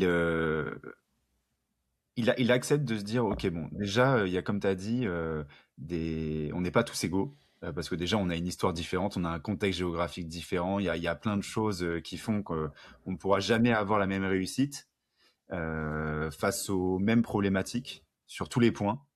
Et ensuite, il se dit, mais même si on se disait que c'était un objectif qu'on devait atteindre, parce qu'on trouve que c'est beau de se dire ok, on aura tous les mêmes chances et c'est super, on va tous arriver au même endroit et on sera tous autant heureux chacun. Et il nous dit après, en fait, avec l'étude qu'il y a dans l'ensemble du livre, que même quand tu cherches ça, tu arrives à l'opposé de tes ambitions. Et c'est là où je trouve ça super intéressant, parce que c'est rare qu'au final, il y ait des gens qui essayent d'aller dans l'analyse au final empirique de c'est quoi les résultats de vos mesures, et que ça ne fonctionne pas. Et c'est donc l'étude de tout le livre. Et pour ça, c'est vraiment intéressant. Mhm. Donc ça, c'est l'illusion à propos de l'égalité des chances. Ensuite, je trouve que le deuxième chapitre sur l'illusion raciale, c'est intéressant parce que ça permet de bien distinguer ce qu'est une pensée libérale de ce qu'est une pensée gauchiste et de ce qu'est une pensée racialiste, nationale, socialiste. Et en gros, c'est que les gauchistes expliquent les échecs parce qu'il y a du racisme, c'est-à-dire une stigmatisation à l'égard de certains groupes, et les gens qui sont disons, racialistes vont dire il y a un échec parce que certaines personnes ont un patrimoine génétique, un QI qui fait qu'ils vont naturellement sous-performer. Et lui, ce qu'il montre, c'est que les contextes qu'on pourrait dire épigénétiques, qui sont liés à l'environnement, qui sont liés aux valeurs, qui sont liés au travail, ça explique beaucoup plus la surperformance et la sous-performance que les facteurs génétiques. Et donc, c'est aussi très intéressant quand on se place dans une optique d'aide sociale. C'est que, en fait, il te fait un musée des horreurs des aides sociales, quoi. C'est que, en fait, quand tu pars du fait qu'une personne, vu qu'elle est noire, elle a plus de problèmes, et donc ça vaut la peine de filer des aides sociales, en fait, ces gens, tu les détruis. Parce que ce qui fait la différence entre un riche et un pauvre, c'est pas l'argent, c'est les valeurs. c'est la capacité à travailler, c'est la capacité à te former, c'est la capacité à grandir. Et donc, la société marcherait beaucoup mieux si l'État essayait pas de corriger des inégalités perçues comme si elles étaient causées soit par la race, soit par le racisme. Et donc, c'est une position libérale intéressante. Moi, il y a un truc justement sur, tant qu'on reste sur la question de la race, qui est un vaste sujet. C'est vrai que, en plus, c'est un peu ce qu'on disait tout à l'heure, où en fait, au moment où ils ont pris des mesures, par exemple, pour aider les Noirs aux États-Unis, donc dans les années 60, avant ça, on observait une amélioration de la condition des Noirs. Il faut savoir quand même qu'aux États-Unis, le contexte pour les Noirs était quand même vachement bancal à ce moment-là. Il y avait la ségrégation, enfin, c'était pas foufou. Et en fait, leurs conditions a commencé à justement grandement s'améliorer naturellement. Les gens ont pris conscience qu'en fait, c'est des autres êtres humains, on peut faire affaire avec eux, tout se passe bien. Et ça s'améliorait. Et en fait, ce que les progressistes ont fait à ce moment-là, ils se sont dit, il faut qu'on ingère là-dedans. Et en fait, c'est à partir du moment où justement ils ont commencé à ingérer que les courbes qui commençaient à grimper ou à baisser, selon si c'était positif ou négatif, ont commencé à stagner, puis en fait, ont commencé à même s'inverser, ce qui fait qu'aujourd'hui, les taux de pauvreté sont colossaux par rapport à l'époque. Aujourd'hui, on est vraiment sur la majorité des indicateurs ont été multipliés par 4, c'est catastrophique. Et voire même, ce qui est assez marrant, c'est que c'est ces mêmes gens qui vont défendre des politiques comme le salaire minimum, etc. Ce qu'il faut savoir, et il l'explique bien dans le livre, c'est que le SMIC a une origine raciste, sachez-le, que ça vient donc c'est dans les années 20-30, c'est qu'en fait, le but du salaire minimum, c'était d'évincer d'autres populations à la base. C'était pas du tout pour aider les pauvres. Donc, par exemple, c'était au Congrès pour empêcher les ouvriers noirs de prendre les employés des ouvriers blancs syndiqués. Donc, c'est ça vraiment l'origine du SMIC. Et aujourd'hui, on va nous vendre ça comme une mesure sociale pour aider les gens, en plus du fait qu'on l'a déjà expliqué dans plein de vidéos, ça bloque les prix, ça crée des pénuries de travail, etc. Et en fait, tous ces mouvements, et je pense qu'on l'abordera après, c'est qu'en plus, ils ont été des grands partisans de l'eugénisme pendant cette période. Et on retrouvera certains penseurs comme Keynes mêlés là-dedans, où en fait ils se sont dit à un moment, bah tiens, en fait, c'est génétique, donc si on zigouillait une partie de la population, on sera mieux. Et c'est assez désastreux ce qui s'est passé. Ouais, dans ce chapitre, il nous montre pas mal d'exemples sur justement qui vont à l'encontre de cette vision où ce serait un monde statique avec un génome qui ferait que on serait soit intelligent, soit bête pour tout le restant de notre vie et de celle de nos enfants. Et il nous montre, il y a le cas, par exemple, des Juifs de l'Europe de l'Est qui ont après migré, par exemple, aux États-Unis, à New York, et qui, en l'espace de 2-3 générations, sont devenus la population quasiment la plus riche et la plus intelligente du coin. Et il montre qu'il y a plein d'exemples comme cela où, au final, alors qu'il y avait une population à un moment qui régnait en maître quasiment sur toute une région du monde, le lendemain, ça devient les bêtes du coin, et inversement, ceux qu'on pensait être les cassos deviennent ceux qui nous dirigent. Et donc, que notre vision très statique du monde, au final, elle l'est pas tellement, qu'il n'y a pas de raison d'imposer une vision de la race qui serait statique et qu'on ne pourrait pas s'en défaire. Ouais. Et ce qui est intéressant, je trouve, c'est qu'il répète souvent que un des facteurs qui prédit le plus la réussite ou l'échec, c'est la stabilité de la structure familiale. Et toutes les interventions du type politique de famille, en fait, ça a des effets qui sont catastrophiques. En fait, la criminalité des Noirs aux États-Unis, vous le mentionnez, elle s'explique beaucoup par le fait que ils sont élevés par des femmes seules. Et le fait de pouvoir subventionner des femmes seules, c'est quelque chose qui permet en fait des structures familiales qui sont bancales. La mère, et puis on essaie toujours de nous les présenter comme des héroïnes. On a ce cas aussi. Regardez cette femme qui élève seule ses enfants. Non, c'est une connerie en fait. Ça fait des enfants qui n'ont pas de père, un rapport à l'autorité qui est complètement déconnant.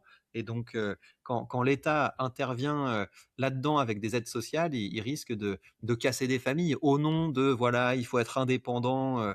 Non, non, le côté tu vas être indépendant et tu vas t'en ficher des liens réels parce que tu auras les filets sociaux, ça fabrique des sociétés qui tournent mal avec des individus qui tournent mal. Et pour étayer l'idée là du statisme sur les gènes, il y avait justement, il montre une étude là, c'était par rapport à des orphelins noirs qui étaient élevés par des familles blanches et qui avaient un QI bien supérieur à la moyenne des autres noirs qui étaient élevés dans des familles noires. Et donc, il montrait que c'était pas forcément juste génétique, mais justement culturel et ton environnement avec qui tu étais. Et donc, les progressistes de l'époque, qui étaient des eugénistes et des racialistes, avec peut-être tous ces éléments, au fur et à mesure, comme avait dit Alex, changé leur fusil d'épaule et sont partis sur non, au final, le problème, c'est pas, comme on l'a vu, tout le monde est identique. Donc, le problème, c'est juste le racisme systémique. Mais oui, mais c'est pour ça que le projet de la gauche est si dramatique. Le projet de déresponsabilisation. Voilà, si tu réussis, tu l'as pas mérité. Si tu échoues, c'est pas de ta faute. Il y a pas à chercher dans un autre logiciel le fait que la France est en train de s'effondrer. Hein. T'as effectivement le fait que tu as un système social qui a tendance à attirer des gens qui sont pas les plus intelligents, parce que si tu viens pour les aides sociales, c'est que tu fais pas confiance en ta capacité à produire. Mais cette mentalité selon laquelle t'es pas capable de prendre le signal de bah ouais, en fait, si j'ai échoué, c'est que j'ai fait quelque chose de mal et qu'il y a quelque chose que je peux corriger en regardant ceux qui ont réussi.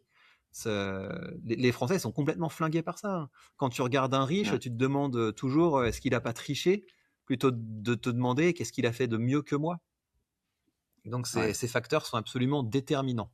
Moi, ce qui m'a fait marrer dans le chapitre qui s'appelle Illusion sur le savoir, c'est que j'ai réalisé à quel point la formation philosophique que j'avais eue était flinguée. Parce que John Rawls, on te le présente comme un auteur libéral quand tu fais des études de philosophie. Donc pourquoi est-ce que c'est l'illusion des pièces d'échecs ? L'illusion des pièces d'échecs, c'est dans le sens, voilà, il faut arrêter de croire qu'un gouvernement, c'est quelqu'un qui a un échiquier en face des yeux et qu'il est capable de placer les pions, parce que les gens sont pas des pions, les gens réagissent, les gens ont leur propre agenda, et donc c'est une illusion de penser ça. C'est quoi le délire de John Rawls ? Donc là, il a une expérience de pensée qui s'appelle le voile d'ignorance. Et donc, il vous dit, donc là, aujourd'hui, vous faites les malins en disant, bon, ok, j'ai pas de privilèges, mais imagine qu'avant ta naissance, on te dise, tu sais pas dans quelles conditions tu vas naître. Peut-être que tu vas naître super pauvre, peut-être que tu vas naître complètement con, à moitié handicapé. Quelles sont les règles que tu voudrais pour la société ? Et donc, lui, ce qu'il dit, c'est que s'il y avait effectivement ce voile d'ignorance, la plupart des gens diraient moi je veux une société avec beaucoup de protection sociale, moi je veux une société qui corrige les erreurs du marché, je veux une société qui redistribue. Et il utilise cet argument pour dire voilà, regardez, si vous aviez pas eu de chance au départ, vous seriez pour un système vachement plus socialiste. Donc non, ça c'est pas un point de vue libéral, et c'est encore une fois une idéologie qui est basée sur la peur, quoi. C'est t'as peur d'être un loser, donc tu vas accepter des politiques redistributrices, alors même que c'est pas un jeu d'échecs, quoi. C'est beaucoup plus compliqué qu'une partie d'échecs. Et donc toutes les fois qu'on va essayer de mettre des règles pour les déplacements des individus, c'est quelque chose qui risque de foirer. Ouais, complètement. Il y avait un point, c'était, il me semble, dans la partie l'illusion des pièces d'échecs. Si je dis pas de bêtises, c'était la page 95, où il parle de quelque chose que j'ai trouvé super intéressant, dont j'avais déjà entendu parler, mais là il l'explique clairement. C'est sur le fait qu'au final, les institutions qui sont les plus racistes et qui mettent en place le plus d'inégalités, c'est l'État. Et il l'explique assez bien, c'est qu'au final, c'est les seuls dont le coût de leur discrimination, ils l'apprennent pas. Ils vont pouvoir, par exemple, si tu as quelques mecs racistes qui dirigent un département communal ou je sais pas quoi, il peut se dire, vas-y, au final, je vais prendre que des blancs. Ou à l'inverse, dans un autre pays, je vais prendre que des noirs. Ouais. Et au final, si ça lui coûte plus cher de prendre ses talents et qu'en plus, ils sont moins talentueux que les autres, et ben normalement, bah voilà, son département marchera mieux. Mais comme au final, c'est la collectivité qui paye, qu'il n'y a aucun besoin d'enrichissement ou que ça fonctionne ou quoi que ce soit, il peut maintenir ad vitam aeternam une politique raciste parce qu'au final, ça change rien. Alors qu'une entreprise capitaliste qui, elle, cherche à faire davantage d'argent, à maximiser son efficacité et tout, bah, à la fin, si sur le marché, il y a un noir qui est 2 fois plus efficient qu'un blanc, bah, il va prendre le noir. Surtout, en plus, si il y a plein d'autres industries qui mettent en place des mesures racistes, bah, c'est-à-dire que le noir sera en plus capable de se vendre pour moins cher parce qu'il veut juste un boulot. Et il l'avait remarqué justement aux États-Unis où tu voyais que justement grâce au capitalisme, au fur et à mesure, les inégalités et le racisme qui est vraiment systémique au sein des entreprises bah, diminuaient quand c'était libéral. Et plus il y avait de subventions, plus c'était lié à l'État, bah, pire c'était. Mais oui. En fait, si la discrimination est injuste et injustifiée, elle coûte cher. Et c'est le marché qui doit déterminer ça. C'est pas à l'État d'essayer de déterminer ça, parce que quand l'État intervient, il fait un travail qui est bien moins bon que le marché. Et en plus, il a tout un tas d'effets pervers qu'il maîtrise pas. Donc c'est ça, effectivement, c'est cette notion de voilà, on n'est pas des pièces d'un jeu d'échecs. Mais en fait, j'ai toujours la gueule de Gabriel Attal, moi, quand je pense ça, tu vois. C'est le mec, mais d'où il sort, quoi? D'où il sort, pour qui il se prend? Et surtout que franchement, il y a rien de plus objectif que la recherche du profit et le marché. Genre le marché s'en fout de ta couleur de peau, l'argent s'en fout de ton origine. Si c'est le pognon qui parle, bah, en fait, ce sera ta productivité selon des critères objectifs qui sont est-ce que tu rapportes à l'entreprise, point. Si c'est pas le cas, c'est que t'es mauvais. Je trouve ça fou que, pourtant, pour moi, c'est un raisonnement que tu peux tenir en troisième, ça. Et aujourd'hui, t'as des grands dadais comme ça qui s'appellent le gouvernement français qui sont pas capables de réaliser ça. C'est assez fou. Bon, c'est surtout parce que c'est des enfoirés, mais c'est un autre sujet.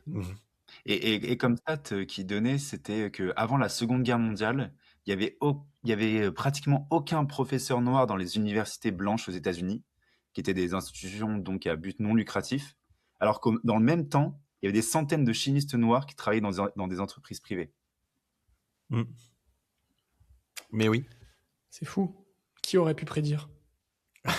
Le marché. Donc, illusion sur le savoir, je trouve que c'est important aussi, parce que je l'ai répété plusieurs fois, mais je pense qu'il y a quand même une grosse différence entre les libéraux et le reste des gens qui se prétendent être de droite. Et je parle même pas des gens de gauche, c'est qu'on est beaucoup plus humble. En fait, c'est évidemment qu'on déconne, qu'on se la pète, qu'on rigole, mais au fond, on est humble parce qu'on se dit pas qu'on sait mieux que le marché. Et toutes les conneries viennent du fait que tu te retrouves avec des gens qui pensent qu'ils savent. Des gens qui pensent savoir, des gens qui pensent que parce que tu vas faire des études, tu vas être capable de prédire les conséquences de politique que tu vas mener sur le terrain, alors que le monde est éminemment complexe. Et ça rejoint ce qu'on avait chez Hayek, en fait. Pourquoi est-ce qu'il ne faut pas que l'État aille au-delà de la protection des personnes et de la protection de la propriété privée? Parce que dès qu'on essaie d'aller au-delà de ça, ça suppose de créer des hiérarchies de valeurs, ça suppose de créer des usines à gaz que personne ne maîtrise complètement. Donc il n'y a pas une connaissance globale, ça n'existe pas. T'as pas une vérité globale sur si on organisait la société de telle manière, ça marcherait bien. Tu as des individus qui ont une vision tout à fait parcellaire et éclatée, mais quand tu laisses les choses tranquilles, ça fait un marché et les choses s'ajustent et la connaissance peut émerger. C'est un truc, moi, dans l'investissement, ça m'a frappé. Hein. C'est au début, quand tu regardes les marchés, tu te dis mais ça a aucun sens, tu vois. Il y a pratiquement aucun rapport entre les variations que je vois du cours d'une action et puis les fondamentaux de l'entreprise. Mais quand tu as passé un peu plus de temps sur le marché, tu te dis ah ouais, en fait c'est rare que le marché se plante. En général, quand tu as une entreprise qui est dévaluée, c'est pour de très bonnes raisons. Et en général, sur le long terme, tu as un alignement des fondamentaux des entreprises avec leur cotation boursière. Donc et pour le reste, c'est pareil en fait. Une personne ne peut pas décréter ce que vaut une entreprise. Par contre, l'ensemble des gens qui essaient de récolter les informations, de faire leurs recherches, au bout d'un moment, ça s'ajuste. Et le gouvernement devrait faire beaucoup plus confiance au marché. Mais c'est même pas le gouvernement, parce que le gouvernement, c'est simplement la résultante de la volonté des gens. Les gens voudraient qu'il y ait une espèce d'autorité centrale. Ils pensent qu'il y a des gens qui savent, ils pensent qu'il y a des gens qui peuvent mieux gérer leur vie, mais c'est une profonde connerie. Ouais. Il y a toute une partie aussi là-dessus qui est sidérante et qui donne envie de vomir, où il montre toutes les citations et les courants de pensée qu'il y avait chez la gauche de l'époque, et notamment des grands noms. Et il cite par exemple George Bernard Shaw, qui est l'un des fondateurs de la Fabian School, la Fabian Society, qui a donné après la London School of Economics, qui est une des écoles les plus prestigieuses de Londres, qui forme plein de socialistes chaque année, et qui avait en plus, pour la petite anecdote, comme emblème un loup qui monte un barreau, un drapeau, avec une parure de mouton. Et l'idée, c'était qu'en gros, il fallait se cacher pour prendre le pouvoir et faire enfin la révolution communiste, mais cette fois sans vraiment une révolution, genre un peu plus progressiste. Et du coup, il y a George Bernard Shaw qui nous dit, déjà, qui considérait la classe ouvrière comme un ramassis de personnes détestables qui n'ont pas le droit de vivre. Et dans une assez longue citation, je vous la fais, à la fois les riches et les pauvres sont détestables en eux-mêmes. Pour ma part, je déteste les pauvres, j'attends avec impatience leur extermination. J'ai un peu de compassion pour les riches, mais je suis également résolu à les exterminer. Et les classes populaires, les classes d'affaires, les classes professionnelles, les classes possédantes, les classes dirigeantes sont plus odieuses les unes que les autres. Elles n'ont pas le droit de vivre. C'est lourd.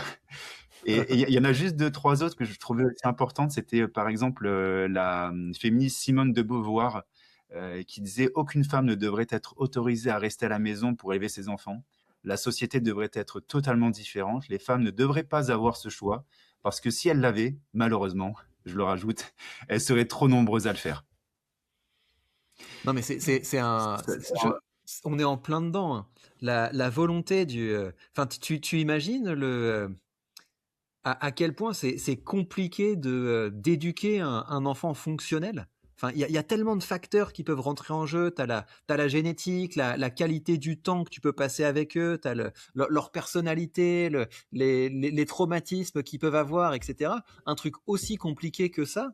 Et tu crois que des petits blaireaux qui sortent d'une école à la con, ils vont être capables de faire un grand plan dans lequel tu pourrais mettre l'ensemble des individus? Et donc cette volonté de Simone de Beauvoir, c'est ça. C'est des gens qui se disent « je sais mieux que les autres comment organiser la société ».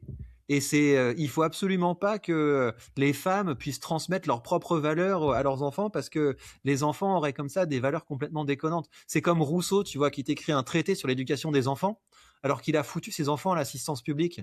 Connaissez cette histoire?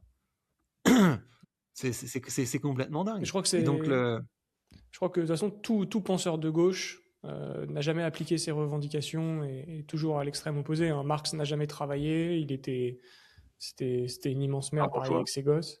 C'était un bourgeois, accessoirement. Et c'est toujours la même chose. Mais je trouve que Beauvoir, elle a vraiment fait tellement de mal aux femmes. Leur expliquer quand même que l'enfer sur Terre, c'est de s'occuper de ses enfants et de ne pas travailler. Il faut quand même être très fort pour faire passer ça pour une bonne idée quand même. Alors je dis pas de faire du 100% et juste de laisser le choix, mais quand même, c'est très fort d'avoir réussi à faire ça. Et aujourd'hui, c'est ancré. Enfin, genre dire... Ouais, là surtout l'appui de l'État ensuite, parce que ça s'est transformé avec des vraies mesures, des vraies taxes, des vraies redistributions. Et surtout qu'en face, il fallait voir à cette époque-là les hommes à côté. C'était pas des digital nomades comme nous, là, qui bossent tranquillou pilou. Non, c'était des mecs qui faisaient 8 heures par jour à l'usine. Donc on leur disait que le rêve, c'était de faire comme les hommes. Il faut vraiment avoir un problème mental quand même. Hein. Clairement. Il y avait un autre point pour l'arrogance des penseurs de l'époque, et un super connu. J'avais jamais vu celle-ci, c'est celle de Keynes. Nous avons entièrement renoncé à notre obligation personnelle d'obéir à des règles générales. Nous prétendons avoir le droit de juger chaque cas individuel sur ses mérites et posséder la sagesse, l'expérience et la maîtrise de soi nécessaires pour le faire avec succès. Devant le ciel, Pour nous, nous avons revendiqué le droit d'être notre propre juge. Faut quand même avoir un complexe de supériorité et de Dieu, au final. Tu penses vraiment être Dieu. Tu vas contrôler et déterminer la vie de chacun, s'il a le droit d'aller au paradis ou non. C'est un évêque, en fait. C'est pire, Mais c'est au-dessus du pape encore. plus t'es con, plus tu fais des plans comme ça. Moi, je me rappelle, je crois que c'était entre la fin du lycée et le début de l'université. J'avais passé un été à écrire un grand plan de gouvernement, tu vois. Et c'était complètement con. Mais c'était basé exclusivement sur des mesures de coercition. Il faut prendre absolument tout ce que les riches ont. Enfin, c'était vraiment un truc complètement con et je pensais que j'avais plié le game. J'avais passé un été à écrire cette merde. Et vraiment, parce que moins tu sais de trucs, plus tu penses que tu as une vision globale du savoir.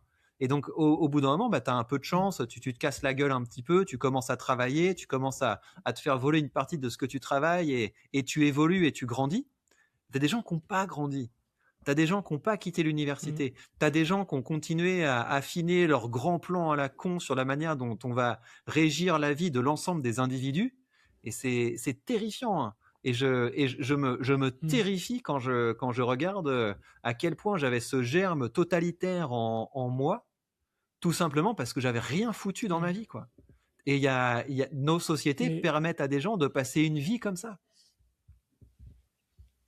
Ouais, et ce que tu dis là, moi, ça me fait penser à quelque chose. Un jour, on fera peut-être une vidéo dessus, mais c'est encore trop tôt. C'est que j'ai rejoint un groupe d'entrepreneurs il y a un certain temps. C'est en gros des entrepreneurs qui veulent faire avancer la France, machin. Et je me suis rendu compte à mon grand désarroi, et ça rejoint ce que tu disais, qu'en fait, être libéral, c'est être humble, et après, c'est le reste.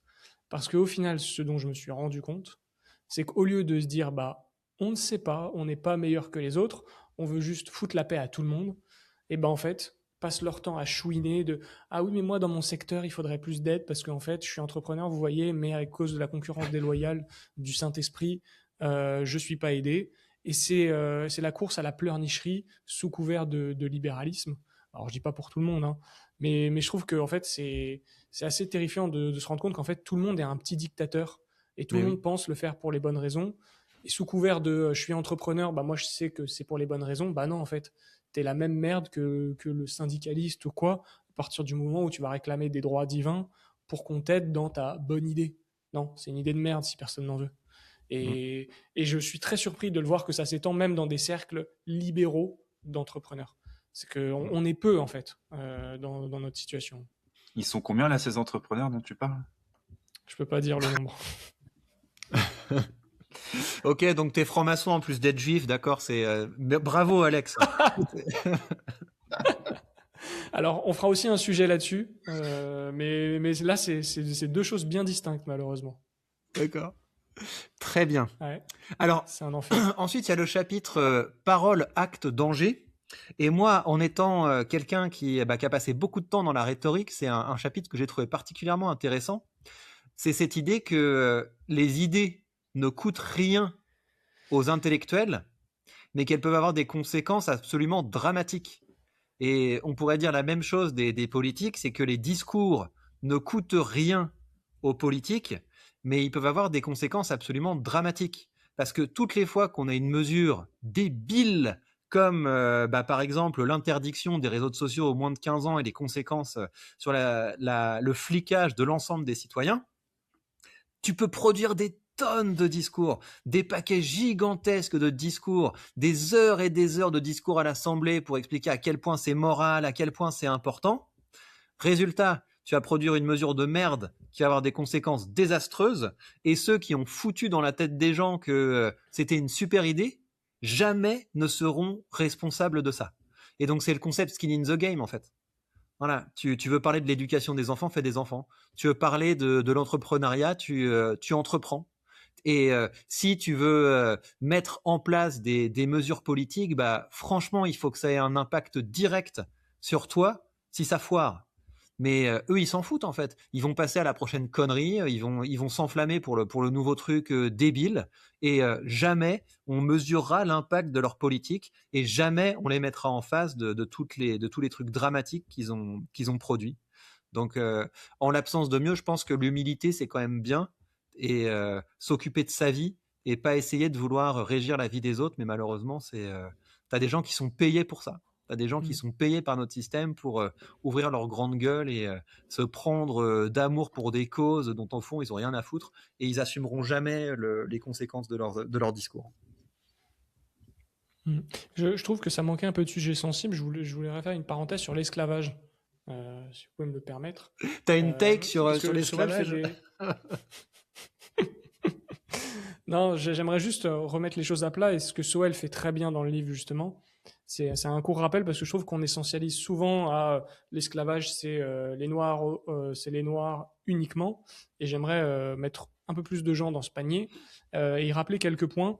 C'est que l'Inde, c'était le plus grand marché, c'était le pays où il y avait le plus d'esclaves de tout l'hémisphère occidental. La Chine a été le marché d'esclaves le plus vaste et complet au monde. Que en fait le mot esclave, si on fait un petit peu d'étymologie, ça vient du mot slave, et les Slaves en fait c'est l'Europe de l'Est, et que les premiers esclaves bien avant les Africains c'était les Européens de l'Est, qui ont bouffé pendant toute l'histoire, hein, d'ailleurs.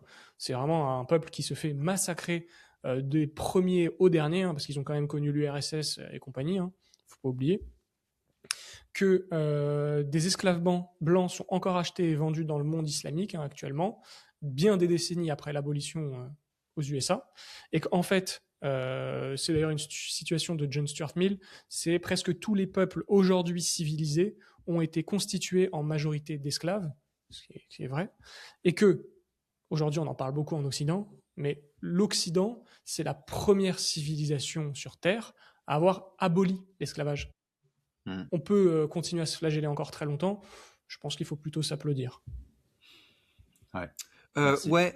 Alors moi, je voudrais faire un truc encore plus sensible. Je considère que dans un pays socialiste comme la France, les Blancs sont les esclaves des Noirs. Ouais, je l'ai dit. Je l'ai dit. Je pense que des fois, il y a quand même beaucoup Nicolas qui va bosser pour permettre à Fatoumata de faire 5 enfants à la maison sans rien faire. Voilà, je l'ai dit. Et si je me suis barré, c'est pas pour rien en fait. Je me suis barré parce que je considérais que c'était une condition d'esclave absolument insupportable. Le fait qu'on te vole 70% de ton temps pour entretenir une classe oisive. Bon, d'accord, on m'a pas fouetté, mais il y a quand même des courriers que tu reçois de l'administration qui te font l'équivalent d'un coup de fouet, hein. Des trucs où tu te dis, mais putain, mais qu'est-ce que... avant le week-end, tu reçois un courrier où tu sais que tu vas te faire voler avec des dangers, des risques, de procès, de machin truc, de je sais pas quoi. C'est mise en demeure, enfin ça fait mal quoi. C'est très désagréable psychologiquement. Donc non, tu peux pas comparer ça avec quelqu'un qui faisait fouetter dans un champ de coton, et c'est vraiment de la merde. L'esclavage, moi je suis pour la liberté des humains, mais je pense qu'on a été capable de créer un truc qui ressemble beaucoup à de l'esclavage au nom de belles valeurs, au nom de belles valeurs socialistes, et au bout d'un moment faudrait se réveiller quoi. C'est très bien d'avoir aboli l'esclavage en Occident, mais j'ai l'impression que notre mauvaise conscience nous a poussé à recréer des formes très sournoises d'esclavage. Puis il faut quand même rappeler que ce qui a permis l'abolition de l'esclavage, parce que comme je rappelle à tout le monde que la loi ne crée pas le réel la précède, c'est le capitalisme, hein.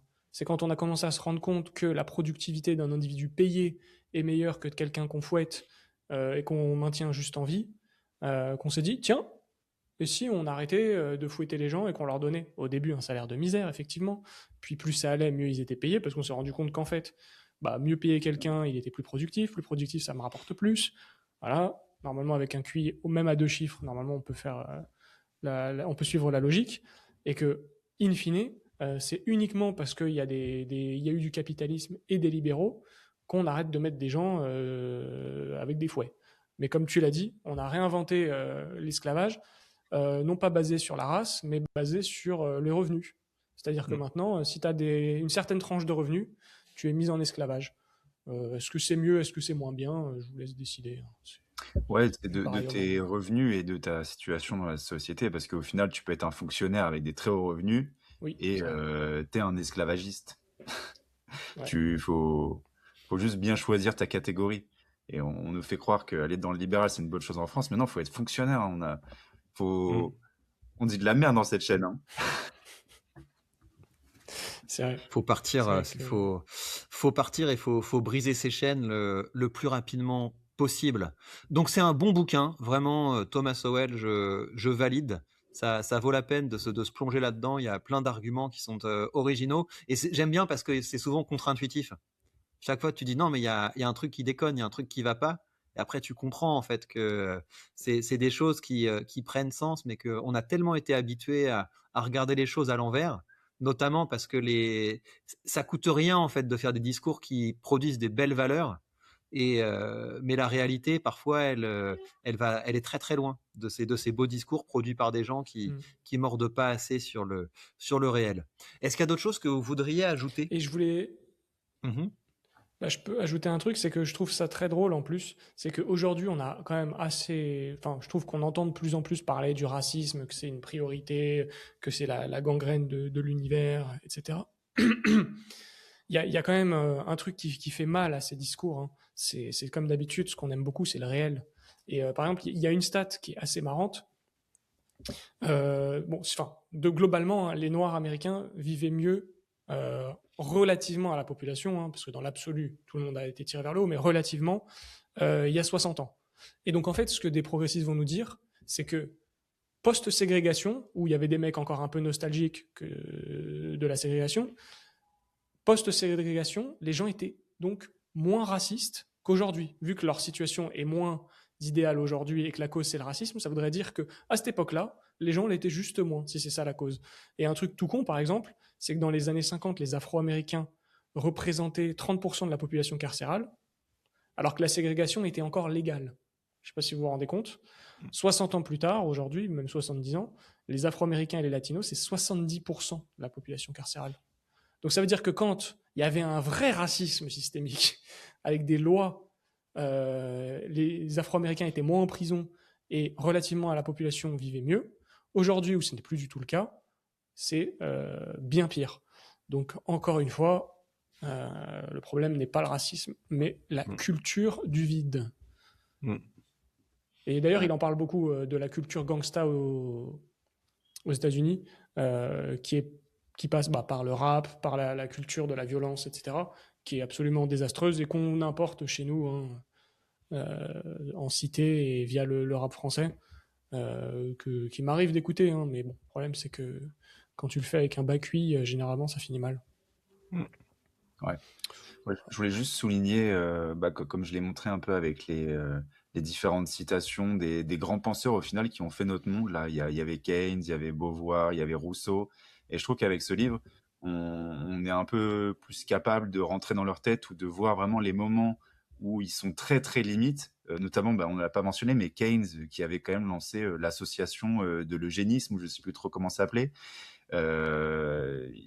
Voilà, il était dans un courant.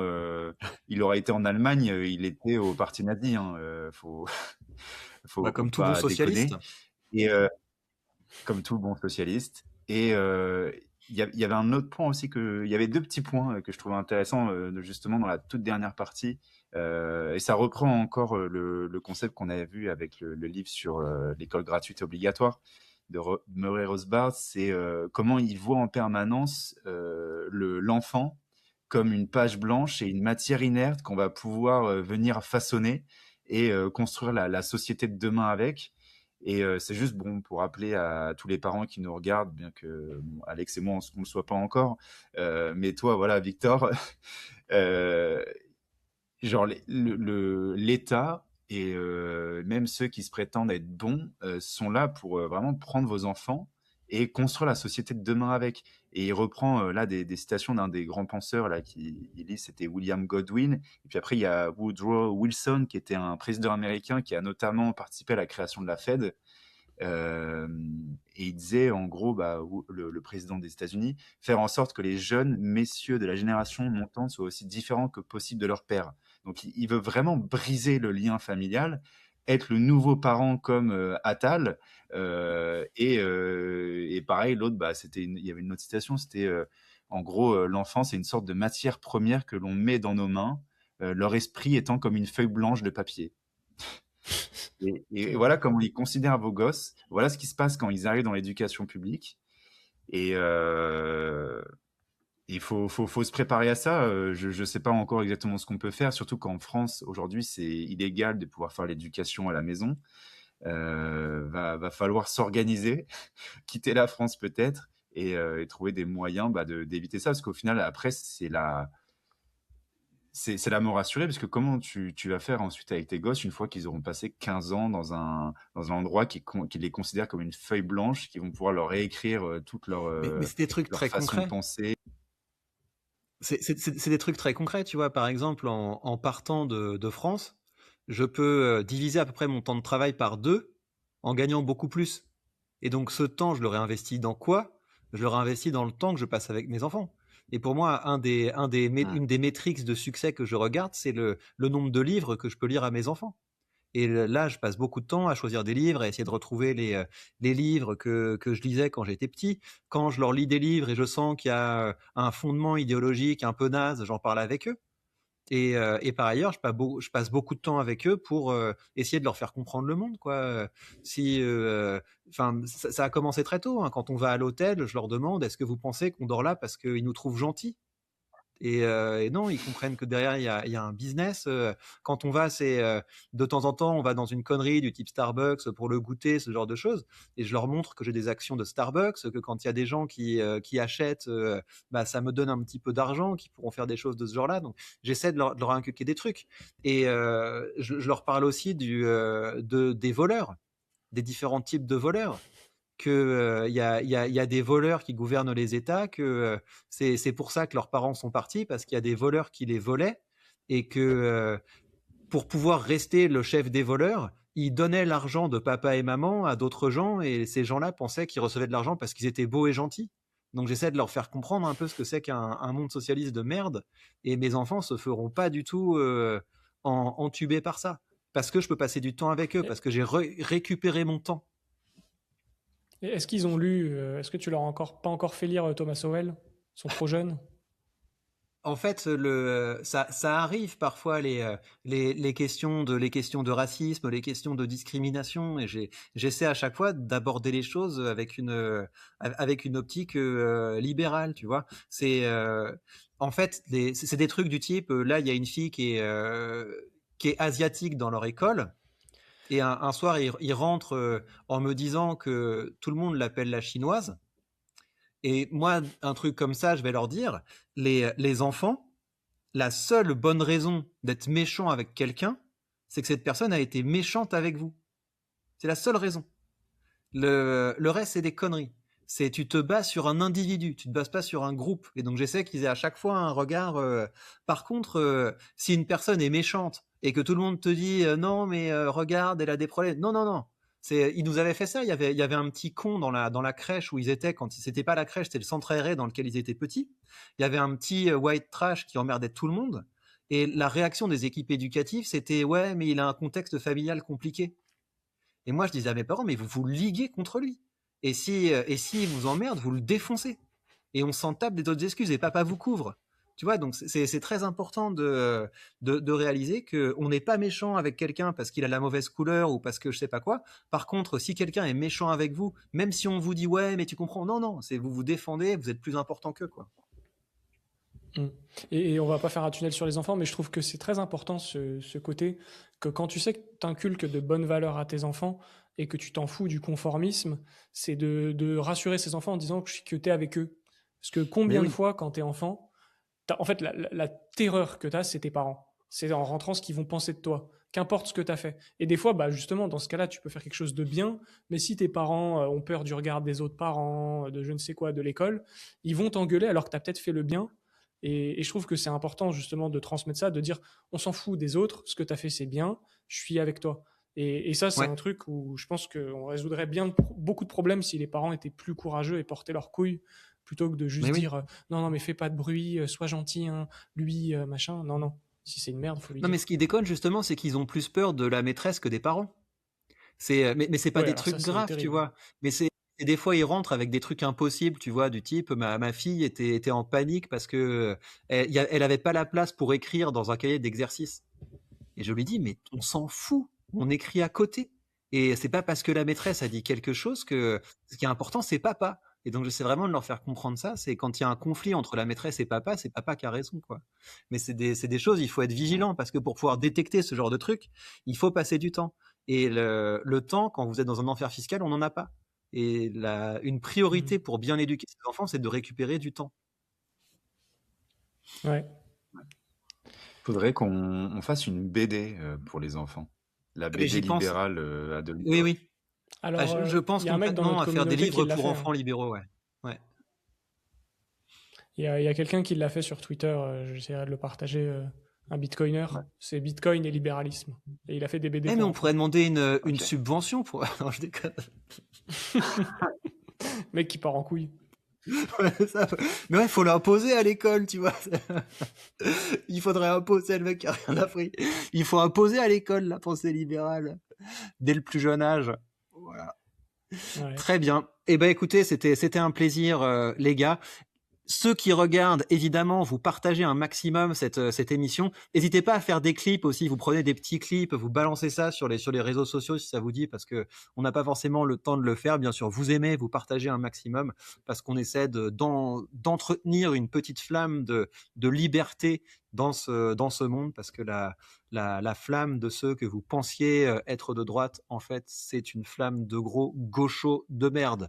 Prenez bien soin de vous et à bientôt. Ciao. Ciao.